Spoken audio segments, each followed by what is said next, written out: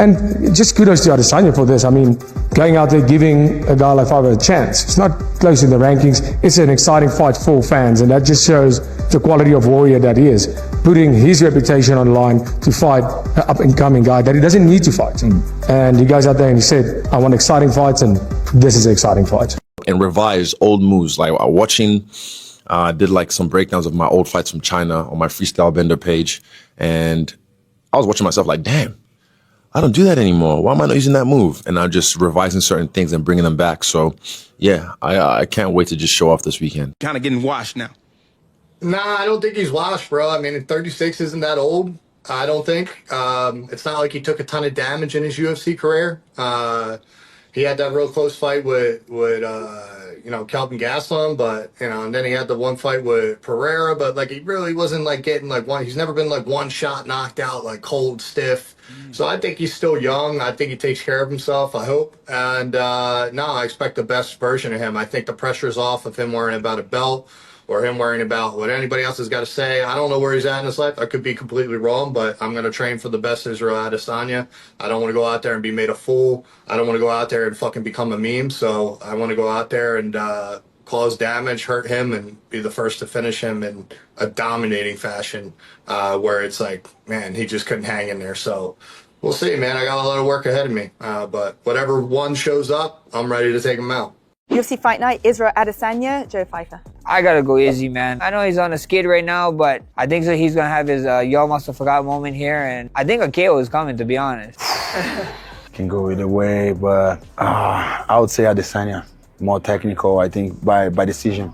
I like Israel's style, how creative he is, the way he strikes, but I think Joe Pyfer is going to beat him. I think Joe Pyfer is just going to hold him down for the 3-5. His wrestle's going to be too much, and I think he's going to struggle. I'm going to say Izzy. Decision. Adesanya. Israel Adesanya, decision. Israel Adesanya, I think knockout. It just might be, and I will explain why in just a second. Of course, tonight, UFC Seattle goes down. Top to bottom, really good fight card. I'm going to give you some predictions, but before I talk about Israel Adesanya versus Joe Pyfer, let's just talk about the career of Israel Adesanya. Before he came over from the kickboxing world, where he had an incredible run, 75 wins with 5 losses, 80 professional kickboxing matches, comes over to the UFC. All right, fight fans. The silence broke when Joe Pyfer made it clear he wasn't just coming for a win. He was coming to end a legacy. Israel Adesanya heard the words, and the reaction was immediate. This wasn't the calm, calculated style bender we're used to seeing. This was a man pushed to his absolute limit by a newcomer who refuses to show respect. The tension in the air is thick enough to cut with a blade as UFC Seattle approaches. Pyfer isn't just asking for a fight. He's pushing Izzy toward the exit door, and the former champ has finally had enough of the disrespect. The mask of composure has slipped, and what is left is a dangerous, cornered lion ready to strike back against the pressure. Hawks his territory, quite literally in the octagon, if you remember that, right? And then just went on an insane run. Became the middleweight champion. Well, the interim unifies it against Robert Whittaker, defends it 5 times, and then, of course, loses the strap to none other than Alex Pereira, the man that's trying to become the first ever 3-weight division champion. Israel Adesanya's had an awesome career, right? Anytime I say anything good about him, and that's the beauty of... Then you have Mansour Abdul Bahit, an undefeated force who is looking to blow the world away. He is 9-0 with serious wrestling and knockout power. Bisping is calling for a first-round finish here as well. This is the theme of the night. Young, hungry lions are looking to feast on anyone in their path. Abdul Bahit represents the new wave of well-rounded athletes who can do it all, making the middleweight division more dangerous than it has ever been. He is pushing for a top spot, and a dominant performance tonight could catapult him into the conversation with the elite. The pressure from the new generation is coming from every angle. He has lost 4 out of his last 5 fights, but when you look at the losses, it is Alex Pereira, who, by the way, he avenged that loss in the very next fight, didn't take a tune-up fight, came out, knocked him out in the second round, and one of the best celebrations that you'll ever see in all of combat sports. That was phenomenal. Despite all the Julian Arasa, known as Juicy J, is a testament to what happens when you refuse to quit. He has been through the ringer, been released from the UFC, and fought his way back to the top. He is a guy who can bite down on the mouthpiece and go to war. His ability to weather the storm and deliver flying knees out of nowhere makes him a nightmare for anyone. He is coming off a massive win streak and looks better than ever, proving that experience still counts for something. Arasa is pushing back against the idea that older fighters are finished, showing a level of resilience that Adesanya will need to mirror in the main event. Marvov. And at 36 years old, and with the long history that he's had in combat sports, the wear and tear on the body, the ups and downs, the losses, the wins, the doubt creeping in, okay? He says that he's not done yet. But he does know he is at the end of his career. He's talking about going off and becoming a DJ in his next career. Michael Chiesa is fighting in his hometown of Seattle, and the atmosphere is going to be electric. This is widely considered to be his retirement fight. Chiesa is a mountain man who relies on relentless grappling and top control. He is taking on Nico Price, a man known for being one of the most unpredictable and explosive strikers in the game. It is a classic stylistic clash where Chiesa needs to play it safe to get the fairy tale ending he wants. Price is going to be pushing for a knockout, trying to spoil the homecoming. It is a battle of wills between a man wanting to go out on top and a man wanting to keep rising. Now, Pyfer is a dangerous man. This man has God-given knockout power. Some people have it, some people don't. Some fighters train their entire life for the kind of power that Joe Pyfer has, and they will never attain it. You've either got it or you haven't. If Chiesa can get the takedown, Price is in a world of trouble. Chiesa's jiu-jitsu is elite, and he is looking for that one last submission to cap off a brilliant career. He has transitioned into a great commentator and analyst, so his future is set, but the competitive fire is still burning for one more night. Watching a veteran try to hold off a wild striker like Price is going to be a nail-biter for the local fans. Chiesa is pushing himself to the limit for this final performance, knowing that the Seattle crowd will be behind him every step of the way. It is a moment of pure emotion in an unforgiving sport. I think that will be the last time that Israel Adesanya ever competes. The man doesn't need to stick around longer. He doesn't need to try and end it on a win. He's done it. He's been there. He's got the t-shirt. He will be inducted into the Hall of Fame. He's had an incredible career. He came over to the UFC. He was undefeated. He becomes the champ, the interim champ, then defends it a bunch of times, tries to become a double champ. Along the way, made millions and millions and millions of dollars. Okay? He's made the money. He's got the fame. He's got the... This is the most...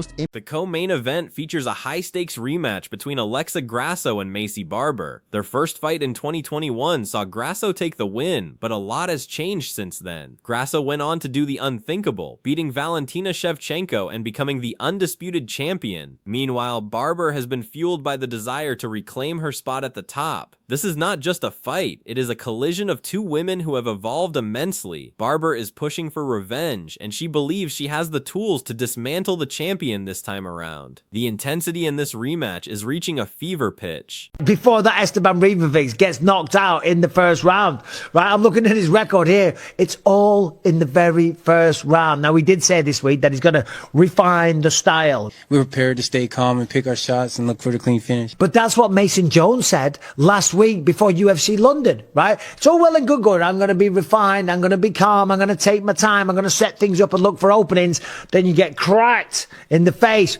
Bing! You see a flash of light, and then you're fighting on instinct. And next thing, you are throwing down like an absolute maniac. And that's what Terence McKinney is going to do, because it's in his DNA. And no offense to Kyle Nelson, I think he gets it done. So, moving down the card. Bisping raises a fascinating point about Grasso. Once you reach the top and become the champion, do you lose that tiny 1% of hunger? It is a psychological trap that has claimed many titles. Macy Barber, on the other hand, is still starving for that gold. She is fiery, well-rounded, and has no obvious weaknesses. The question is whether Grasso experience as a champion can overcome the raw ambition of a challenger who feels her time is now. Barber is pushing the pace and the narrative, forcing Grasso to prove that she still has the fire that led her to the belt in the first place. Mansour Abdul-Balik's going to get the job done. The man's undefeated. He's 9-0. He's got 2 wins in the UFC, 1 win on the Contender. He's big, he's strong, he's powerful, he can wrestle, he's got knockout power, and the man is getting he's a prospect. He's a prospect, and I think that this fight here is going to be another opportunity for him to go out there, blow the world away, and get another knockout and become 10-0. So put that one down, make a note of that. Round 1 KO for Mansour Abdul-Malik. Moving on, Juicy J, Julian Rosa taking on Larry. Returning to the main event, Joe Pyfer isn't just predicting a win, he is predicting a finish that will make Izzy a meme. He doesn't want to just squeeze out a decision, he wants a highlight reel knockout that goes viral and ends the conversation about Adesanya dominance. It is a level of confidence that borders on arrogance, and it is exactly what has caused the friction between the two camps. Pyfer is pushing the boundaries of sportsmanship, and Izzy has snapped in response, making it clear that he will not be disrespected. This psychological warfare is just a prelude to the violence that is coming. Julian Rosa, this guy's very talented, trains at Extreme Couture, is it Syndicate? I always get those two mixed up, but he trains there with lots of great people. He's had some good wins in the UFC. He's had a few losses along the way as well. Kind of got released from the organization, went on the region. For Adesanya, the pressure is immense. He is fighting to prove he is still the elite gatekeeper of the division. He has been the hunted for so long that he has forgotten what it is like to be the underdog in the eyes of the public. He knows that a loss here doesn't just hurt his ranking, it tarnishes the aura of invincibility he spent years building. Every move he makes in the cage will be scrutinized for signs of decline. Pyfer is pushing him to his breaking point, hoping that the weight of the crown will finally be too much for the stylebender to carry. Seen won a bunch of times, came back to the UFC and looked phenomenal. Went on a 3-fight win streak, beating the likes of Darren Elkins. He's got beautiful flying knees, he's got excellent strikes, he's got the ability to really bite down on the mouthpiece and go to war. Last time out, he went up against Melchizedek Costa. The talk of becoming a DJ might seem like a distraction, but it points to a man who is looking for peace outside of the violence. Izzy has given everything to this sport. He has traveled the world, fought in rings and cages, and reached the pinnacle of fame. If he loses his cool and snaps at Pyfer, it is because he is protecting the final chapter of his story. He wants to go out on his terms, not because a young powerhouse forced him out. Pyfer is pushing him toward a door he is not ready to walk through yet, and that conflict is what makes this fight so compelling. The only decision on Melchizedek Costa record recently is to Julian Erosa, and I do believe that Julian Erosa will once again be the victor. Right, now we're moving on. Michael Chiesa, talking about retirement, this is the retirement fight of Michael Chiesa, right? He's a Seattle native, the crowd are gonna go crazy, he lives in Washington. Technically, the fight will be won in the transitions. Can Izzy keep the distance and use his long-range weapons, or will Pyfer physicality be too much? Bisping notes that Pyfer is surprisingly well-rounded. With 9 knockouts and 4 submissions, he is not a one-trick pony. If he gets those underhooks and starts pushing Izzy against the fence, the stylebender might find himself in a grinding battle he did not prepare for. Pyfer is going to be pushing the clinch at every opportunity, trying to turn the technical striking match into a dirty, exhausting dogfight that favors his strength. The Bigfoot's lurk, right? And Michael Chiesa's like got a certain look about him. He looks like a mountain man, and he fights like a mountain man. He's got excellent grappling. He's a good wrestler. He gets on top of you, and you're in a world of trouble. Now he's taking on Nico Price, a man that's very explosive and very dangerous himself. But I think Chiesa is going to play safe. He's going to get the takedown. He's got the better jiu-jitsu. I do believe he'll get the submission. And fair play to Michael Chiesa. He's a great guy. I love working with him on the desk and around all the UFC stuff. He's a great commentator. He loves breaking down the fights. Michael Chiesa. Joe Pyfer isn't your average prospect. He carries a type of God-given power that most fighters can only dream of. It is the kind of explosive force that doesn't just win fights, it changes lives. Michael Bisping pointed out that you either have this kind of power or you do not, and Pyfer definitely has it. He is not interested in a point-fighting match or a technical masterpiece. He wants to walk through the fire, land one clean shot, and watch the legend crumble. That raw ambition is exactly what is driving this conflict to a boiling point. Pyfer is pushing the pace before the bell even rings, and he is forcing Adesanya to answer for every dip in his recent performance. He's awesome at what he does, and as I say, he's had a great run in the UFC. All the best. Nico Price, not an easy man to beat, but I have got Chiesa doing that. Right, moving on.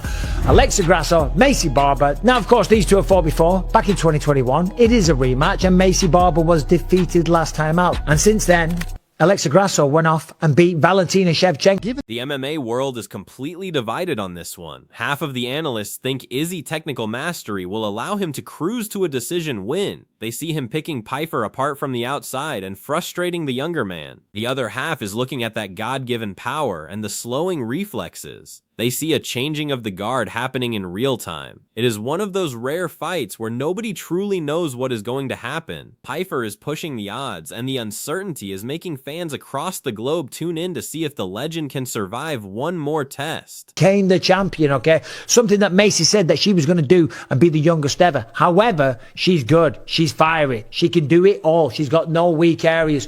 Has Alexa Grasso still got it? Has she still got that fire to become the champion again? Or is she happy?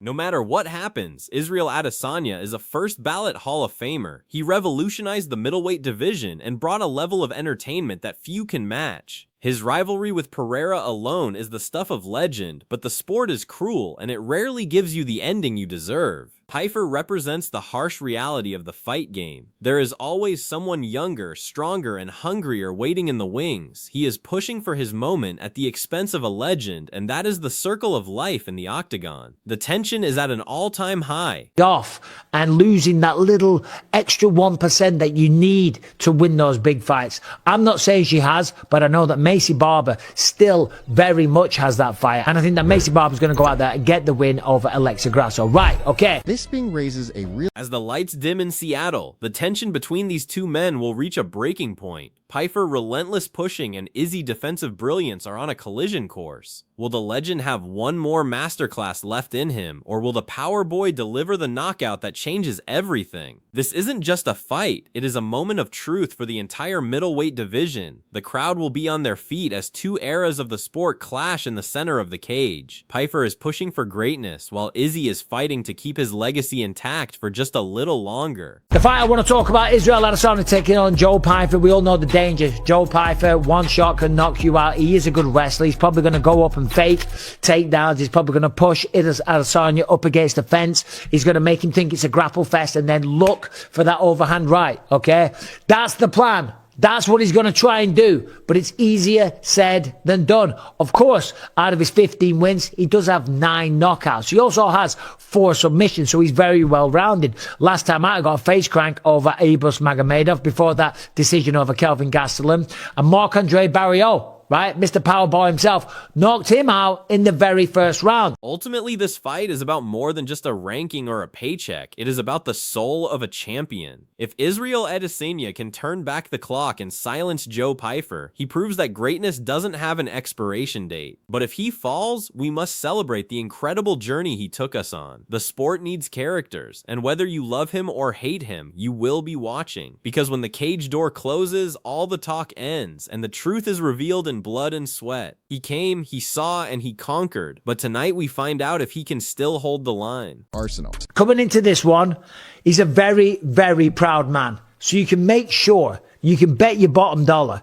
he has left no stone unturned in this matchup. He doesn't want to lose to the likes of Alex Pereira and Dricus du Plessis and stuff like that, and then lose to Joe Pyfer. Now, I'm not saying that that's anything to be embarrassed about, but what I mean is when you talk about Strickland, former champ, Dricus, former champ, Pereira, one of the greatest of all time, right?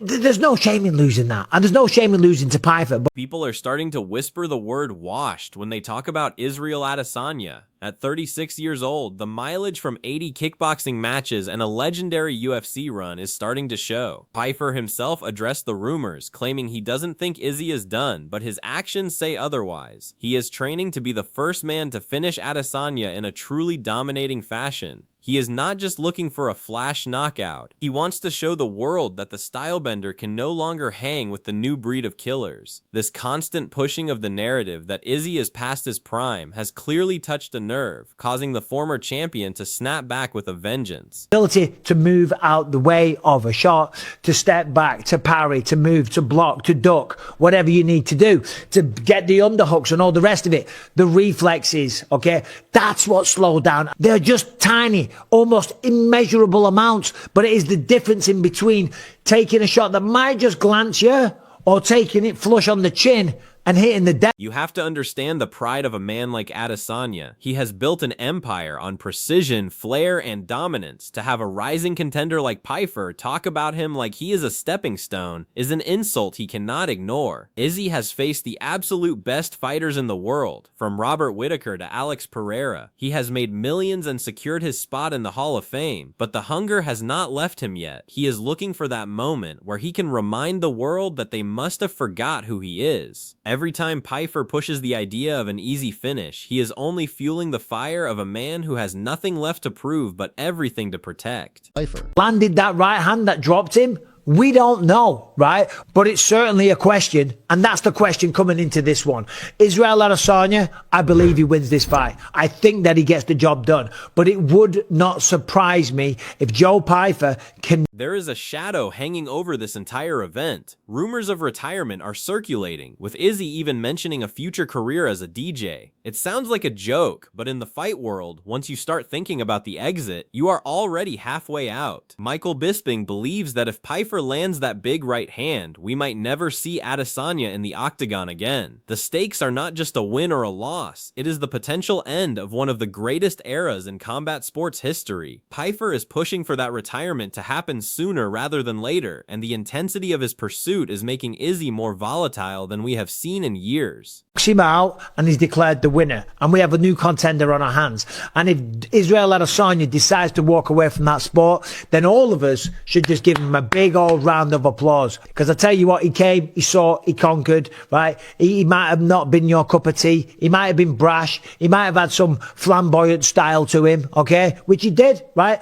And that's what the sport needs. The sport needs characters, and whether you love him or you hate him, you tune in. Simple. The most terrifying part of aging in the cage is the loss of milliseconds. Bisping explains it perfectly. It is that tiny, immeasurable delay in reaction time that changes everything. For a fighter like Izzy, whose entire game is built on avoiding damage by a hair's breadth, that delay is a death sentence. If his reflexes have slowed even 1%, Pyfer's power becomes a localized earthquake. One slip, one late parry, and the lights go out. That is the reality Izzy is fighting against as much as his opponent. Pyfer is pushing for a clash of physicalities, knowing that the clock is the one thing no champion can ever truly beat. Pyfer's strategy is not just about brawling. He is going to use his wrestling to create absolute chaos. The plan is simple but deadly. Fake the takedown, push Izzy against the fence, and make him worry about the grapple. Once the champion is distracted by the threat of being grounded, Pyfer unloads the overhand right. It is a classic trap that has caught many veterans before. He wants to turn this into a grapple fest just long enough to find the chin. By constantly pushing the clinch and the wrestling, Pyfer hopes to drain the energy and the focus of the last stylebender, forcing him into a mistake that ends the night early. Looking at the record, Izzy has lost 4 of his last 5 fights. Context matters, of course, because those losses were to absolute monsters like Strickland and Duplessis. He avenged the Pereira loss in spectacular fashion, but the defeats left a mark on his reputation. Losing to a prospect like Pyfer would be different. It would signal that the ceiling is falling in on his career. It is the difference between losing to a peer and being replaced by the next generation. Pyfer is pushing to be the man who officially closes the book on the Adesanya era, and that mission has turned this into a personal grudge match for the former champ. But before we get to the main event, the rest of the card is pure insanity. Take Terrence McKinney, for example. The man is a walking human highlight reel with a kill or be killed DNA. Every single one of his wins has come in the first round. He claims he is going to be more refined and patient this time, but Bisping is not buying it. Once the first punch lands, instinct takes over and McKinney becomes a maniac in the cage. It is going to be fireworks from the opening bell. McKinney is the kind of fighter who pushes the action until someone breaks, and his presence on the card only adds to the high-stakes energy of the night.